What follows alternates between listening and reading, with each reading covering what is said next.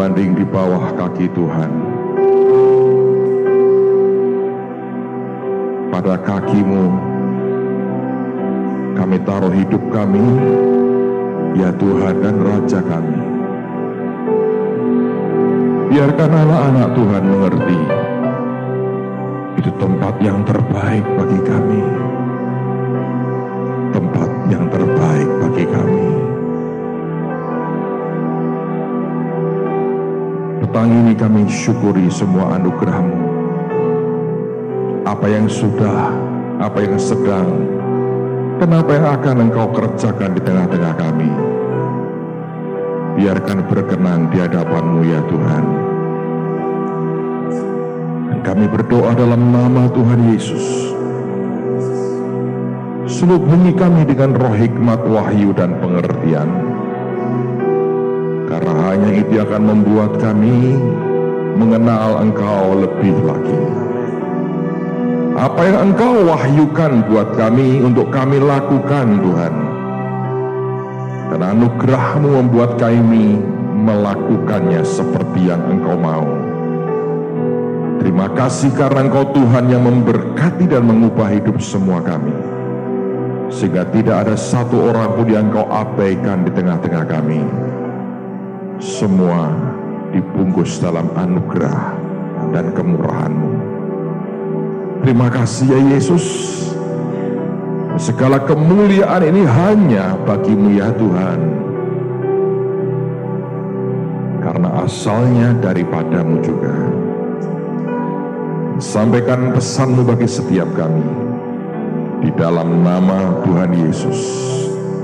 Dan semua kita berkata, amin. Berikan kemuliaan bagi Tuhan kita.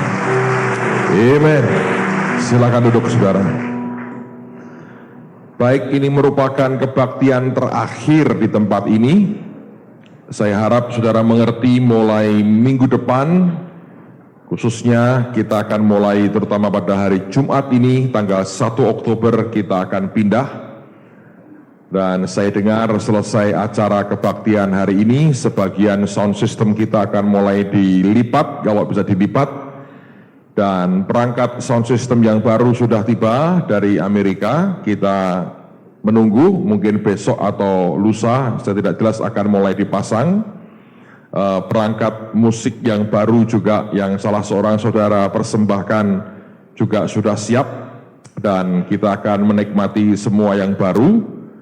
Malam ini masih disewa orang, kita mesti menghormati akan agreement yang sudah ada jauh sebelum kita dapatkan atau beli gedung itu. Tapi malam ini nanti beberapa teman akan datang ke sana untuk serah terima sehingga semuanya rapi dan beres. Tentu akan butuh waktu yang panjang dan mungkin sampai tengah malam baru selesai semua. Bantu doa. Karena pada waktu kita persiapan akan pindah juga Selasa dan Rabu ini, kita ada KKR Kesembuhan Ilahi di kota Magelang, di sebuah lapangan sepak bola. Dan bantu doa juga supaya roh Tuhan bekerja dengan luar biasa. Amen, saudara. So, banyak hal yang terjadi dalam hari-hari ini, tapi saya percaya ini bagian dari apa yang Tuhan persiapkan dan rencanakan buat semua kita. Saya sendiri jujur berkata, saya kagum melihat bagaimana Tuhan bekerja di tengah-tengah kita. Dan saya tidak bisa menjelaskan kecuali saya berkata, ini kemurahan Tuhan, ini favor of God. Dan tidak ada kiat-kiat apapun yang bisa diceritakan secara manusia. Karena saya mengatakan apapun yang kita coba lakukan sesuai dengan yang Dia perintahkan, tidak seimbang dengan anugerah yang Dia limpahkan buat kita semua. So, saya berharap semua kita akan makin belajar menikmati hidup dalam kemurahan Tuhan. Karena Alkitab mengatakan para imam ketika melayani Tuhan tidak boleh memakai pakaian yang bisa menimbulkan keringat. Apa maksudnya? Tuhan mau berkata kalau melayani Tuhan tidak boleh ngotot dengan kekuatan kita sendiri. Kita melakukan seperti yang Dia perintahkan, tapi hasilnya izinkan Tuhan melipat gandakannya untuk kemuliaan namanya. Amen, saudara. Kemarin hari Sabtu, anak-anak muda kita ada diskusi panel lagi dengan judul Sri Kandi Mencari Cinta. Dan diceritakan di Alkitab bahwa katanya perempuan dengan laki itu 7:1, karena di kitab Nabi Yesaya dikatakan 7 wanita akan memegang satu pria berkata, izinkan supaya namamu itu dilekatkan pada kami. Artinya dengan bahasa sehari-hari, kawinilah saya. Nah 7:1, sehingga cukup banyak yang tegang juga kemarin, karena topiknya adalah cewek mengejar cowok. Tapi saya berkata, di dalam Yesus selalu ada solusinya. Lalu orang berkata, bagaimana Pak caranya? Sederhana, 5 roti 2 ikan, sisa 12 bakul. 1:7 tidak masalah, saudara. Dia bisa melipat gandakan. Caranya bagaimana? Saya tidak tahu. Yang jelas semua dapat jodoh yang terbaik.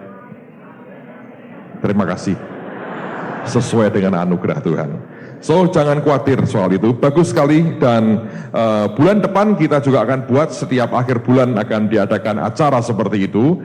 Dan teman-teman anak-anak youth kita dengan handphone mereka bisa membuat polling. Dan kemarin saya perhatikan begini. Yang pria itu kira-kira hampir separuh berkata setuju cewek ngejar cowok. Berarti mereka mau dikejar. Kejarlah daku dan tangkaplah karena aku tidak akan lari. Rupanya banyak cowok ingin dikejar supaya murah meriah. Kalau ngejar itu punya ongkos, kalau dikejar dapat bonus, sehingga itu yang mungkin mereka pikir. Tapi bagusnya sisi ceweknya hanya 30% yang setuju, jadi 70% tidak setuju. So yang pria jangan GR karena banyak wanita masih tahu apa artinya harga diri dan kesantunan. Jadi jangan terlalu berharap terlalu banyak walaupun dunia sedang berubah.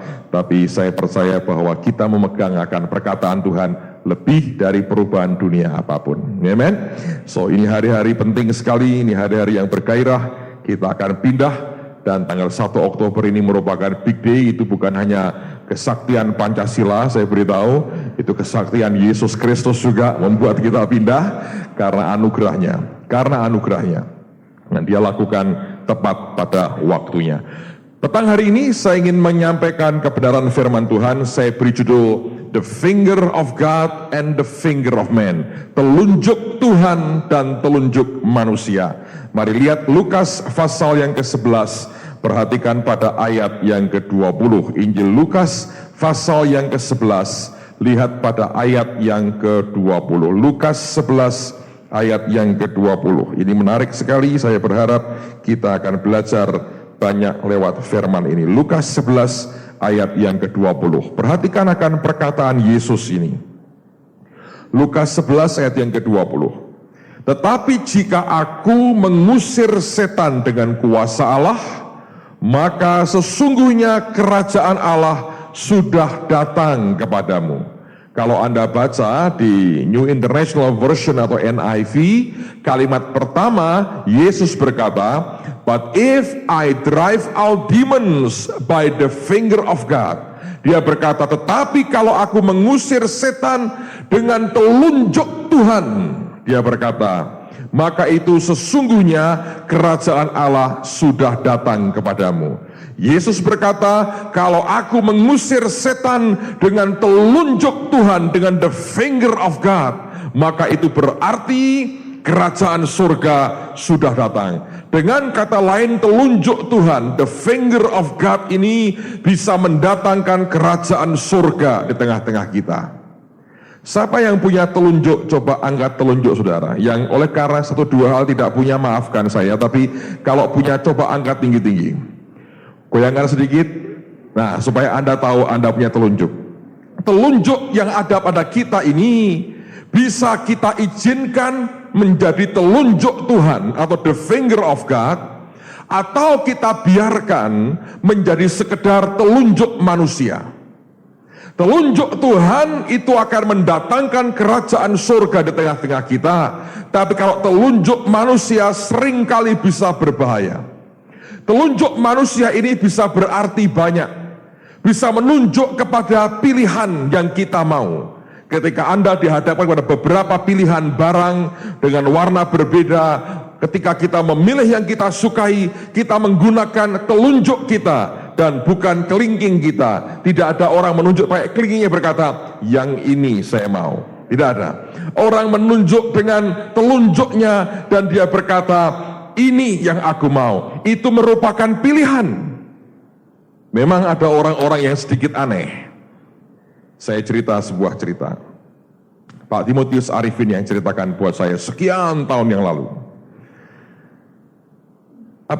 Maaf, ini tidak menyinggung suku, hanya kebetulan, saudara. Satu hari ada orang Kristen dari Manado. Maaf kalau Anda orang Manado. Lagi panen cengkeh pada waktu itu. Dan orang Manado itu katanya, terkecuali jemaat di sini dan Anda yang mendengarkan ini kecuali itu, suka pamer, saudara. Jadi ketika panen cengkeh, dia beli cincin banyak sekali. Kayak anak saya Samuel itu sukanya pakai cincin 3 atau 4-nya papanya. Jadi dia bukan Manado terus saya. Mana doi dia, saudara. Jadi dia pakai cincin banyak sekali. Dan dia pakai kalung gede sekali. Ada gambar salibnya. Gede sekali. Tebal kayak rantai kapal. Gede. Saking kayanya. Dan cincin gemerlap berlian. Nah, dia ke Surabaya waktu itu. Dia datang ke sebuah pasar dan lihat ada orang Madura berjualan. Dan orang Madura ini jual salak di 2 keranjang yang besar. Nah, orang Madura kalau punya uang sedikit rendah hati. Uangnya itu disimpan bukan untuk yang dipamerkan, tapi dipakai untuk buat gigi emas gitu ya. Zaman sekarang masih ada juga berlian juga boleh. Tapi kalau orang Madura suka buat gigi emas, saudara. Tapi mereka rendah hati dan tidak terlalu banyak senyum. Jadi dengan kumis tebal begitu tidak terlalu kelihatan bahwa dia kaya. Tapi dari gigi emasnya dia bisa ngerti. Dan kalau orang sederhanakan memilih itu pakai telunjuknya. Dan orang Manado ini mencoba pamer. Dia tanya kepada orang Madura, Bang, kalau salak yang ini satu tempat itu, yang ini berapa harganya? Lalu orang Madura zaman itu masih murah sekali, dia bilang, ya ini sekilo, ini semua 2.500 katanya. Kalau yang ini berapa? Wah, jadi kinclong-kinclong, yang ini berapa? Dia bilang 2.500. Terus dia goyangkan kalungnya. Kalau semua ini berapa? Dan ini orang Madura marah sekali. Dia pikir emangnya cuma lu yang kaya. Dia berkata, 5.000 katanya. Dia tunjukkan giginya. Jadi orang kaya itu masih ada yang lebih kaya lagi, saudara. Telunjuk sebetulnya cukup. Tidak usah, yang ini berapa? Telunjuk bisa memberikan suatu pilihan dalam hidup kita. Telunjuk kita juga bisa mengarahkan kepada arah tertentu yang orang ingin capai dan kita ingin tunjukkan kepada yang bersangkutan. Telunjuk kita bisa berarti begitu banyak. Tapi yang jelas telunjuk Tuhan, the finger of God lah yang bisa mendatangkan kerajaan surga di tengah-tengah kita. Sedang telunjuk manusia ini bisa berbahaya sekali. Di mana bahayanya? Coba lihat Yesaya pasal yang ke-58. Kitab Nabi Yesaya pasal yang ke-58. Perhatikan pada ayat yang ke-9. Kitab Nabi Yesaya pasal 58 ayat yang ke-9. Alkitab berkata, pada waktu itulah engkau akan memanggil dan Tuhan akan menjawab. Engkau akan berteriak minta tolong dan ia akan berkata, ini aku. Apabila engkau tidak lagi mengenakan kuk kepada sesamamu dan tidak lagi menunjuk-nunjuk orang dengan jari dan menfitnah. Dengan kata lain, Alkitab berkata, telunjuk manusia ini bisa menaruh beban kepada orang lain. Menaruhkan akan persoalan kepada orang lain. Dan manusia kalau tidak berhati-hati, telunjuknya diarahkan kepada orang lain, bukan memberikan pertolongan dan pilihan yang benar, tapi justru kita menaruh beban kepada hidup orang lain. Kita memakai telunjuk kita untuk menfitnah orang lain. Kita menggunakan telunjuk kita untuk memaki-maki orang lain. Kita menggunakan telunjuk kita untuk membebani orang lain dengan banyak hal yang tidak perlu. Hati-hati kalau kita membiarkan telunjuk kita sekedar dari telunjuk manusia, maka itu akan berbahaya dan merusak banyak orang. Tapi yang Tuhan mau sebenarnya adalah telunjuk kita ini kita izinkan berubah menjadi telunjuk Tuhan, the finger of God, yang bisa mendatangkan kerajaan surga di tengah-tengah kita. Kita berhadapan dengan dua pilihan. Apakah kita membiarkan telunjuk ini sekedar dari telunjuk manusia yang membebani orang lain, yang mengutuk orang lain, yang menfitnah orang lain, yang memberikan akan persoalan kepada orang lain, atau kita berkata, Tuhan, pakai telunjukku ini sebagai telunjuk Tuhan yang mendatangkan kerajaan surga. Dan saya punya pengalaman buruk, nyaris punya pengalaman buruk, yang kalau bukan karena pertolongan Tuhan, saudara, saya akan lakukan itu, dan mungkin seumur hidup akan jadi beban buat hidup saya. Saya belajar makanya ya, orang kalau bukan karena pertolongan Tuhan, saudara, tidak ada orang kuat, tidak ada orang bisa menguasai diri, nggak mungkin. Kekuatan kita untuk menguasai diri sangat terbatas. Kalau bukan karena Tuhan yang menyertai kita, tidak mungkin kita bisa kuat dalam kehidupan kita.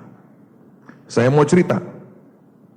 Beberapa waktu yang lalu saya ke negara lain, dan saya sore itu diajak oleh dua orang ibu dengan istri saya pergi untuk keluar makan.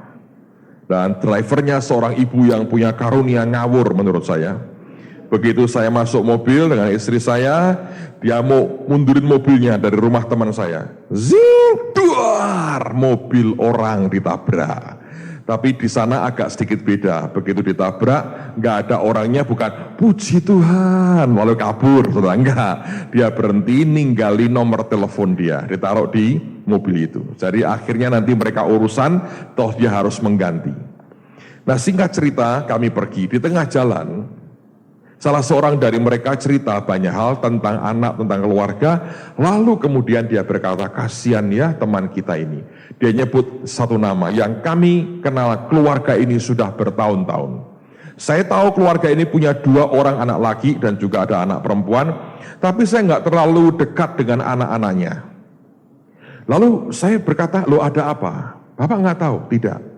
Dia berkata, kan yang anak laki yang paling kecil sudah meninggal dunia. Saya bilang, loh, sakit apa?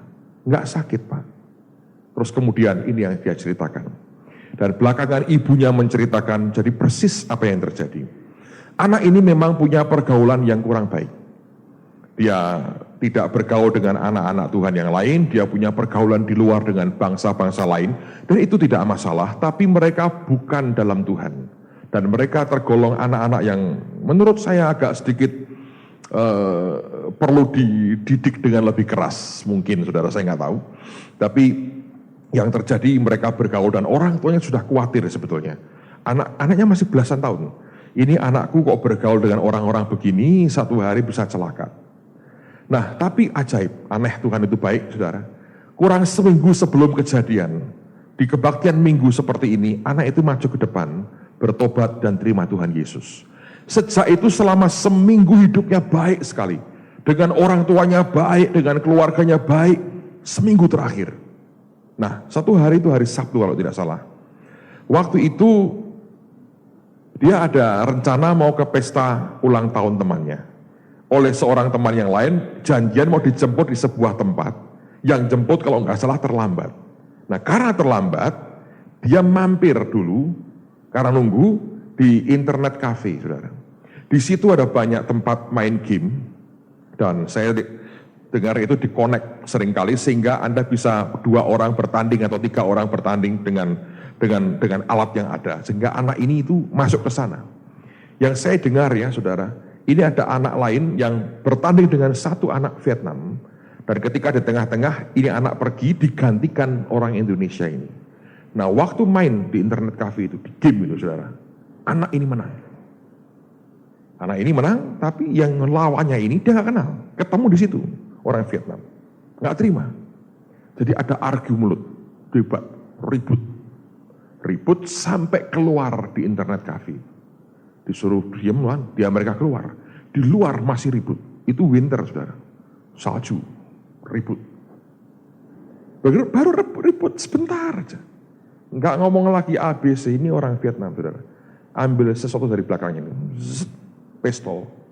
Ditaruh di pelipisnya ini. Dar! Langsung.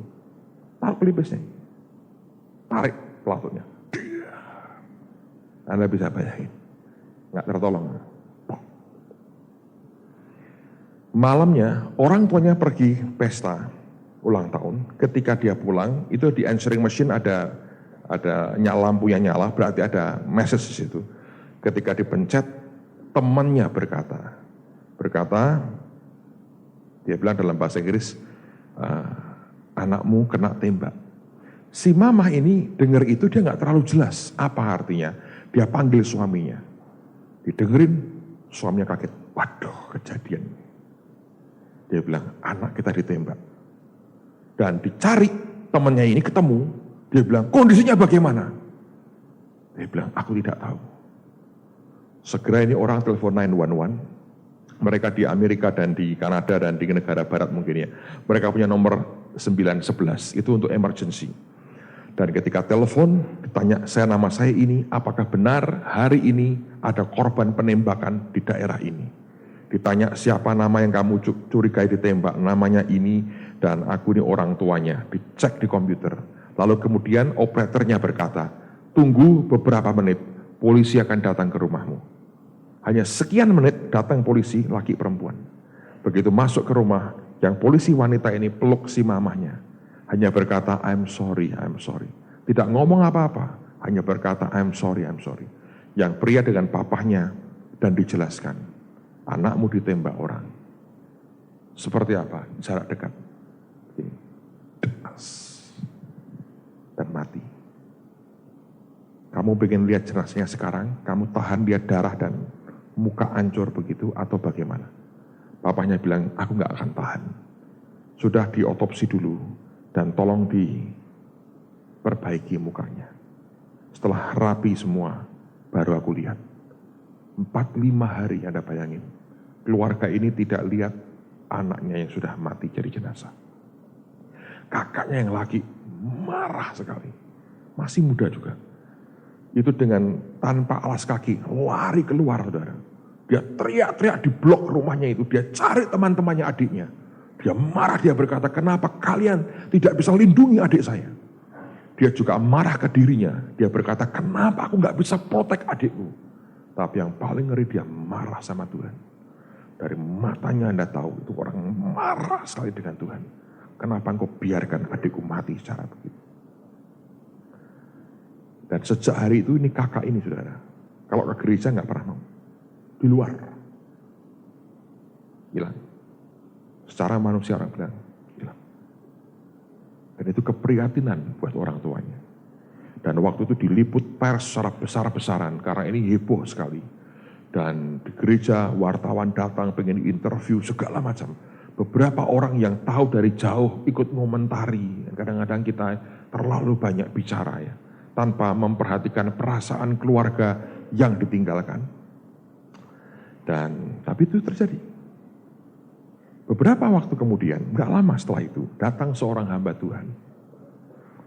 Saya gak tahu apa yang di hati hamba Tuhan ini, saya gak tahu pembenarannya juga saya tidak tahu. Apakah memang boleh begitu, atau memang seharusnya jangan, itu biarkan Tuhan yang menilai. Dalam acara KKR di gereja itu, si ibu ini datang, saudara. Itulah kakaknya juga datang di pojok situ. Datang ibunya, suaminya pasti tidak ada. Ibu itu datang. Tapi sampai hari ini, kalau setiap kali cerita ingat itu, nangis, saudara. Karena bagaimanapun dia maminya. Dan ini anak kesayangan mami. Hamba Tuhan ini khotbah di gereja. Dia khotbah tentang cell group. Dan dia tunjuk ibu ini dengan jarinya. Ditunjuk, ibu, gara-gara ini tidak ada cell group bagus toh di gereja. Makanya anakmu dibeginikan toh. Di depan orang banyak, dia pakai tangannya, dia bilang, anakmu dibeginikan. Anda tahu kalau itu perasaan orang tua? Gak ditampar di depan orang banyak. Sebetulnya semua jemaat marah lihat itu. Sebab pembenaran apa yang dipakai menggunakan telunjuk seperti itu. Tapi itu merupakan sad story, cerita sedih dari kenyataan telunjuk dipakai untuk maksud lain. Waktu berlalu saudara, kami berdua datang. Hari itu saya ngisi workshop lokakarya di retret gereja itu. Dan sebelum saya menyampaikan firman, tiba-tiba di-announce bahwa akan ada pengumuman. Maju seorang anak muda, pakainya rapi, ganteng anaknya. Maju ke depan, dia ngumumkan, dia berkata, apa kabar semua? Oh, semua baik katanya. Dia bilang, hari ini setelah session kita ada game, kita ada soccer, dan di sana ada pertandingan disiapkan, jadi kalian siap-siap, ini fun. Dia umumkan, ayo semua ikut, minimal dari supporter, kalian akan luar biasa, begini. Dan selesai dia sampaikan announcement pengumuman, diserahkan ke panitia, lalu kemudian diserahkan ke saya mikrofonnya. Dan giliran saya menyampaikan firman Tuhan. Saya khotbah, gembalanya di depan, di sini pengurus ada, itu anak-anak muda semua, waktu itu saya nyampaikan firman. Ketika saya tengah menyampaikan firman, tiba-tiba mata saya lihat ke belakang. Anak yang menyampaikan pengumuman ini, pikiran saya berkata, dia kan panitia, mestinya menyampaikan pengumuman. Anda tahu duduknya? Tiduran di kursi belakang. 2 kaki diangkat. Ngerti? 1 kaki taruh di sini, 1 kaki taruh begini. Begini, kayak orang di Batam lagi leyeh-leyeh nih. Leyeh-leyeh begini. Cobain, saya ini lagi khotbah. Lihat begitu, saudara. Tetap manusia. Naik. Enggak tunggu 3 tahun, saudara. Sepersekian detik.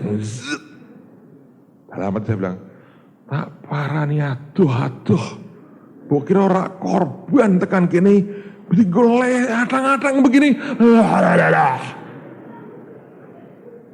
Ayo, jujur saya, naik emosi saya. Saya masih bisa tetap khotbah loh, sambil mata saya ngelirik terus ke dia. Ini terusin. Ini orang panitia gaya opo? Meh tak omongin loh pendeta, Pak Pendeta tuh panitiamu tuh hampir tak gituin. Atau nyaris tak tembak, Mas bangun. Ngadek orang. Emosi saudara. Tetap ini kan manusia. Nasi ayam doyan, anak saya. Sampai sini.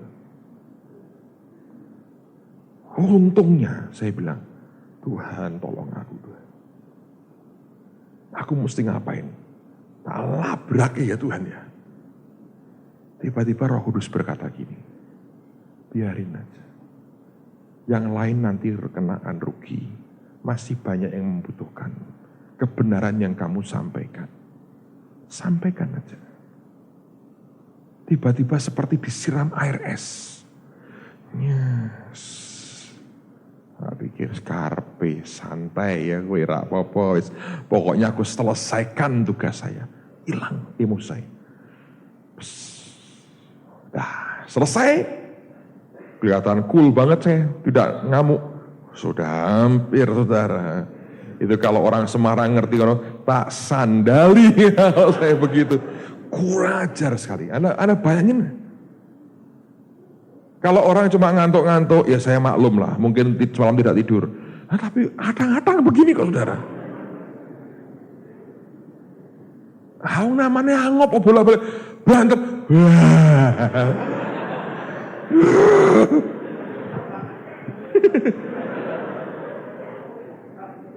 Nah, saya diam tak tahan. Saya digebyur air es hati saya sama Roh Kudus. Tenang. Makanya kalau saya ini pas bisa muncul sabarnya itu bukan karena kekuatan kita. Tapi siapa yang tolong kita? Tuhan Roh Kudus saudara. Ngerti? Selesai malam harinya, sudah acara semua selesai. Mamanya datengin kami. Karena kami kenal bertahun-tahun. Disitulah mamanya ini cerita tadi. Anak tadi panik ya kurang ajar itu lewat. Mamahnya ngomong, lah itu loh anakku sing paling gede. Mateng saya bilang, itu kakaknya. Belakangan saya tahu oleh teman-teman itu diajak dibujuk, ayo ikut retret. Supaya mau balik ke Tuhan. Nah, supaya mau diberitahu, kamu bagian game. Kan gak terlalu rohani kalau game saudara ya toh. Kalau pujian gawat saudara. Mari kita benci Tuhan, repot ya toh. Nah kalau game kan gak apa-apa. Ya kan? Kalau pendoa syafaat, wong pasti tidak pernah berdoa lagi marah sama Tuhan. Kalau game kan dia mainan, dia suka. Jadi oleh mereka itu diberi kegiatan. Lalu diomongi, kamu yang pengumuman, supaya naik mimbar lagi. Pikirnya begitu, malah datang yang buri saudara. Dan waktu itu saya bisa bayangin, saya kaget sekali. Saya bilang, Tuhan, kalau siang itu, saya pakai telunjukku, saya bentak dia di depan orang lain. Anda bisa ngerti? Komplit. Mamahnya ditunjuk orang lain, anaknya saya melu-melu nunjuk begini. Saudara. Kira-kira bubar nah itu keluarga. Saudara. Hati saya dengar itu, saya miris, saya bilang, duh Tuhan nyaris. Nanti saudara, telunjuk kita ini bisa dipakai sebagai telunjuk manusia. Tapi juga kita bisa izinkan dipakai sebagai the finger of God. Nah apa bedanya dengan the finger of God atau telunjuk Tuhan? Bagaimana telunjuk Tuhan ini bisa mendatangkan kerajaan surga di tengah-tengah kita? Lihat Yohanes pasal yang ke-8. Injil Yohanes pasal yang ke-8.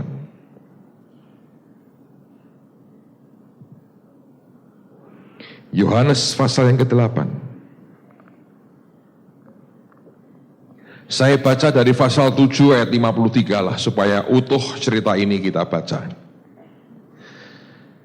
Yohanes pasal 7 ayat 53 atau ayat yang terakhir, dan sambung dengan pasal 8 sampai dengan ayat yang ke-11. Ayat 53, lalu mereka pulang masing-masing ke rumahnya, tetapi Yesus pergi ke Bukit Zaitun. Tadi pagi saya berkata, inilah beda hati seorang pemimpin dan pelayan. Kalau yang lain sudah pulang, boleh leyeh-leyeh, atang-atang juga boleh, saudara.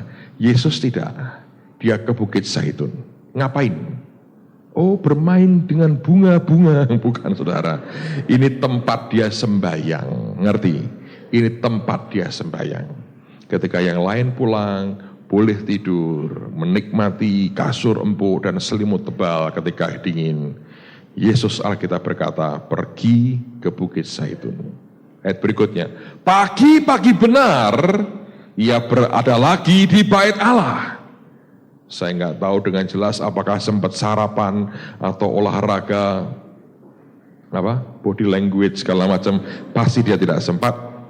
Dan seluruh rakyat datang kepadanya, ia duduk dan mengajar mereka. Maka ahli-ahli Taurat dan orang-orang Farisi membawa kepadanya seorang perempuan yang kedapatan berbuat zina. Mereka menempatkan perempuan itu di tengah-tengah, lalu berkata kepada Yesus, Rabi, perempuan ini tertangkap basah ketika ia sedang berbuat zina. Musa dalam hukum Taurat memerintahkan kita untuk melempari perempuan-perempuan yang demikian. Apakah pendapatmu tentang hal itu? Ayat 6, Anda perhatikan, mereka mengatakan hal itu untuk mencobai dia supaya mereka memperoleh sesuatu untuk menyalahkannya. Tetapi Yesus membungkuk lalu menulis dengan jarinya di tanah. Anda garis bawah itu. Ayat 7, dan ketika mereka terus-menerus bertanya kepadanya, ia pun bangkit berdiri lalu berkata kepada mereka, barang siapa di antara kamu tidak berdosa, hendaklah ia yang pertama melemparkan batu kepada perempuan itu. Lalu ia membungkuk pula dan menulis di tanah. Tetapi setelah mereka mendengar perkataan itu, pergilah mereka seorang demi seorang, mulai dari yang tertua. Akhirnya tinggallah Yesus seorang diri dengan perempuan itu dan tetap di tempatnya. Lalu Yesus bangkit berdiri dan berkata kepadanya, "Hai perempuan, di manakah mereka? Tidak adakah seorang yang menghukum engkau?" Jawabnya, "Tidak ada, Tuhan." Lalu kata Yesus, "Aku pun tidak menghukum engkau. Pergilah dan jangan berbuat dosa lagi mulai dari sekarang." Nah, Anda perhatikan. Ada dua hal yang dibuat Tuhan dan diulang oleh Yesus. Satu hal yang dibuat dan diulang oleh Yesus, sehingga dua kali ditulis dalam ayat atau perikop ini. Yang pertama di ayat yang ke-6 ketika berkata, "Tetapi Yesus membungkuk lalu menulis dengan jarinya di tanah." Ayat 8, "Lalu ia membungkuk pula dan menulis di tanah." Yang Tuhan kerjakan sebelum dia gunakan jarinya untuk menulis di tanah adalah, Alkitab mengatakan bahwa Yesus harus membungkuk dulu. Dan saya percaya bukan cuma begini, saudara, karena Alkitab mengatakan setelah itu dia bangkit berdiri. Ini yang saya percaya. Ketika dia mendengar orang berteriak dan berkata, "Apakah harus dirajam dengan batu perempuan ini?" Alkitab berkata begini, ini yang saya percayai. Yesus sebetulnya membungkuknya begini. Lalu kemudian ketika dia mulai membungkuk, jarinya, telunjuknya dipakai untuk menulis sesuatu. Tidak ada orang yang tahu apa yang dia tulis sebenarnya. Tidak ada satu orang pun yang bisa menjelaskan apa yang dia tulis di tanah pada waktu dia membungkuk seperti ini. Tapi ketika saya perhatikan Alkitab, selalu sebelum dia menulis sesuatu di tanah, firman dengan jelas berkata bahwa dia membungkuk ke tanah dan dia menulis sesuatu. Mengapa dia harus membungkuk untuk dia menulis? Seringkali kita berkata, "Pak, itu kan wajar, technically harus begitu." Tapi saya berkata, tidak ada bagian dari firman Tuhan yang meaningless atau tidak ada artinya. Saya percaya semua yang dikerjakan Yesus ada pengertiannya. Nah, untuk mengerti mengapa dia mesti membungkuk seperti ini atau berlutut seperti ini, buka Kejadian pasal yang ketiga. Kejadian pasal 3, ini ayat luar biasa. Kejadian pasal yang ketiga. Perhatikan pada ayat yang ke-14 dan ayat yang ke-15. Kejadian pasal 3 ayat 14 dan ayat yang ke-15. Lihat baik-baik. Lalu berfirmanlah Tuhan Allah kepada ular itu, "Karena engkau berbuat demikian, terkutuklah engkau di antara segala ternak dan di antara segala binatang hutan. Dengan perutmu engkau akan menjalar dan debu tanahlah akan kau makan seumur hidupmu." 15, perhatikan ini. "Aku akan mengadakan permusuhan antara engkau dan perempuan ini, antara keturunanmu dan keturunannya." Perhatikan, keturunannya akan meremukkan kepalamu dan engkau akan apa? Meremukkan tumitnya. Bagian ini mengatakan setan seperti diberi hak oleh Tuhan, diizinkan oleh Tuhan untuk meremukkan tumit kita. Sedang kita diberi otoritas oleh Tuhan untuk meremukkan kepalanya, setan diberi izin oleh Tuhan untuk meremukkan tumit kita. Nah, perhatikan baik-baik. Tumit, saya percaya, merupakan bagian penting untuk menyangga akan tubuh kita kalau kita mau berdiri. Saya percaya orang yang remuk tumitnya, maka kedua kakinya tidak akan punya cukup tenaga untuk menyangga berat badan kita. Ngerti, saudara? Orang yang remuk tumitnya tidak bisa berdiri tegak. Orang yang remuk tumitnya bahkan tidak mungkin dia bisa berdiri. Dan saya mau beritahu, banyak orang Kristen yang seringkali mengalami 1-2 hal dalam hidupnya yang cukup lama, berbulan-bulan bahkan bertahun-tahun, sepertinya tidak pernah selesai. Ada pergumulan-pergumulan yang sepertinya terlalu berat untuk kita selesaikan. Kita mengeluh, kita berdoa, kita puasa, kita menjerit ke Tuhan, kita membuat apapun yang kita bisa. Tapi rasanya tidak ada jawaban. Sampai kita berkata, Tuhan, aku tidak kuat lagi berdiri. Saya berkata ada kemungkinan memang setan sedang diizinkan meremukkan akan tumit hidup kita. Pak, tujuannya buat apa? Kenapa dia diberi hak seperti itu dan izin seperti itu? Nah, perhatikan baik-baik. Orang yang remuk tumitnya, dia tidak bisa berdiri lagi. Ketika remuk tumit kita, oleh karena banyak hal yang kita hadapi, yang kita sepertinya tidak bisa menang.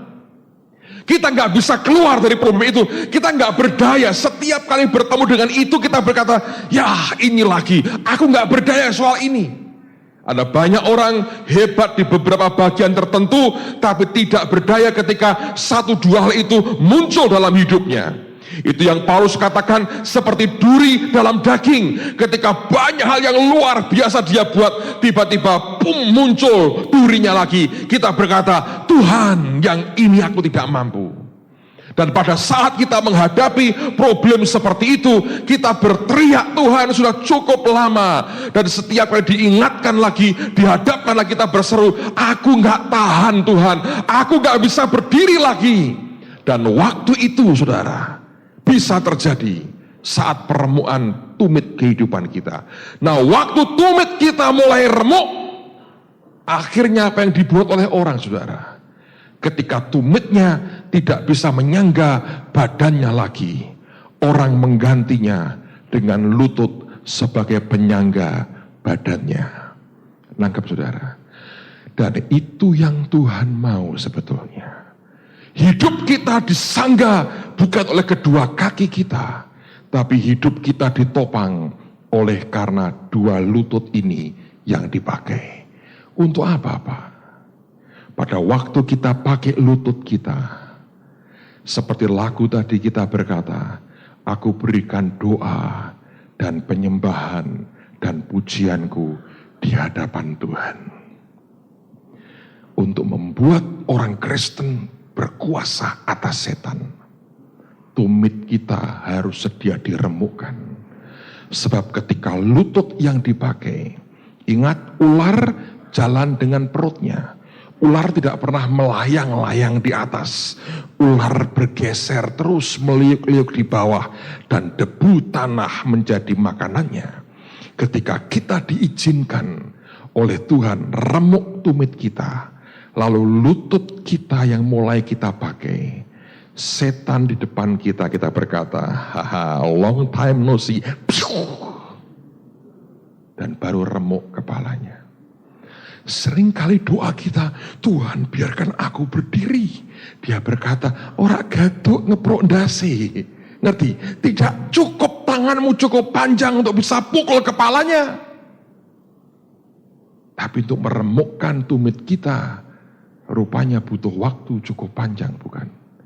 Karena orang ketika remuk tumitnya, tidak segera mau pakai lututnya, kita pakai tongkat penyangga. Beberapa orang modern pakai kursi roda, saudara. Bukan itu tujuan Tuhan. Kita mencoba berbagai cara tetap berdiri, sementara dia berkata, remuknya tumitmu membuat engkau memakai lututmu ketika datang kepadaku. Sekarang saya harap Anda jelas perkataan Tuhan yang berkata, tunduklah kepada Allah. Baru apa? Lawanlah iblis, maka ia akan lari daripadamu. Kalau orang percaya mulai pakai lututnya karena tumitnya diremukkan dan tangan ditengadahkan ke atas, doa dan penyembahan naik di hadapan Tuhan. Kuasa Tuhan dialirkan di dalam hidup kita. Tapi seringkali ini yang selalu dihindari oleh orang percaya. Kita mencoba berdiri, kita mencoba pakai penyangga, kita mencoba kelihatan kuat. Padahal Tuhan berkata, rendahkanlah dirimu pada tangan Tuhan itu, dan dia akan meninggikan engkau pada waktunya. Ketika tumit kita diremukkan, lutut kita akan berfungsi. Waktu kita berlutut menyembah Tuhan, dan kita mengangkat tangan kita menyembah Dia, Anda akan lihat intervensi surga akan terjadi. Satu kali Yesus sedang berbicara, dia sedang berkhotbah. Ada kepala rumah ibadah yang datang dan tersungkur menyembah dia. Anaknya mati. Yesus sedang khotbah. Tapi Tuhan dalam khotbahnya sedia diinterupsi oleh siapa? Orang yang tahu bagaimana menyembah kepada Tuhannya. Beberapa dari saudara punya pergumulan yang cukup lama tidak pernah selesai-selesai. Belajar pakai lutut mulai hari ini. Datang ke dia hanya untuk menyembah. Sampaikan doamu. Katakan, Tuhan, tumitku sudah remuk. Aku pakai lututku hari ini. Hanya untuk menyembah Engkau. Dan waktu kita menyembah Tuhan yang maha baik, surga akan mengintervensi hidup kita. Kuasa dari tempat yang maha tinggi akan turun. Telunjuk kita tidak akan naik ke atas kepada orang lain. Telunjuk kita akan ke bawah. Dan waktu telunjuk kita di bawah, belas kasihan Tuhan, kemurahan Tuhan, kebaikan, pengampunan, pemulihan dari Tuhan yang keluar dari hidup kita. Seperti yang dibuat oleh Yesus. Selesai dia bicara, dia berlutut lagi, dia tulis lagi. Penghakiman, penghukuman kepada manusia hilang. Yang ada adalah belas kasihan Tuhan yang begitu ajaib dia berikan buat kita. Siapapun saudara, saya mau beritahu, semua orang punya tumit yang diremukkan sebetulnya. Ada hal-hal yang kita sudah mencoba begitu lama dan kita tidak berdaya. Disitulah saatnya, mari pakai lutut kita saudara, supaya telunjuk ini tidak naik ke atas dan merusak orang lain. Tapi telunjuk ini akan turun ke bawah. Dan mercy, belas kasihan, pengampunan Tuhan akan turun dalam hidup kita dan lewat hidup kita. Amen saudara. Mari angkat tangan sama-sama. Ya Tuhan, beri hati kami menyembah kepadamu.